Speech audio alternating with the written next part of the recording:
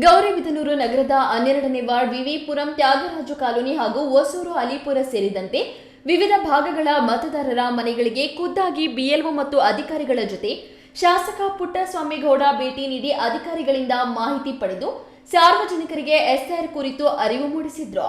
ನಂತರ ಮಾತನಾಡಿದ ಅವರು, ಸಾರ್ವಜನಿಕರಲ್ಲಿ ಎಸ್ಐಆರ್ ಪ್ರಕ್ರಿಯೆ ಬಗ್ಗೆ ವ್ಯಾಪಕ ಅರಿವು ಮೂಡಿಸಲಾಗುತ್ತಿದೆ. ಪ್ರತಿಯೊಬ್ಬ ನಾಗರಿಕನಿಗೂ ತನ್ನ ಮತದಾನದ ಹಕ್ಕಿನ ಮಹತ್ವವನ್ನು ಮನವರಿಕೆ ಮಾಡಿಕೊಡುವ ಕೆಲಸ ನಡೆಯುತ್ತಿದೆ ಎಂದರು.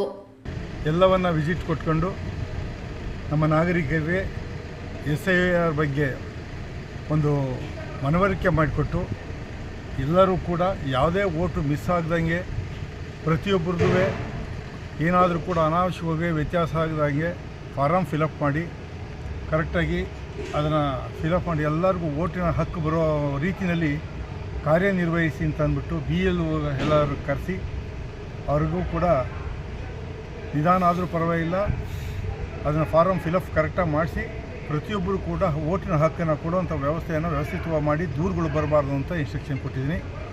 ಇದೇ ವೇಳೆ ಮುಖಂಡರಾದ ಆರ್ ಅಶೋಕ್ ಕುಮಾರ್, ನಗರಸಭೆ ಮಾಜಿ ಸದಸ್ಯರಾದ DJ ಚಂದ್ರಮೋಹನ್, ಶ್ರೀಕಾಂತ್, ಅಮರ್, ಸಪ್ತಗಿರಿ, ಶ್ರೀರಾಮಯ್ಯ, ಸುಬ್ಬರಾಜು ಮತ್ತು ಅಬುಬೇಕರ್, ಶ್ರೀನಿವಾಸಗೌಡ, ಜಯಲಕ್ಷ್ಮಮ್ಮ, ದೇವರಾಜು ಇನ್ನಿತರರು ಉಪಸ್ಥಿತರಿದ್ದರು.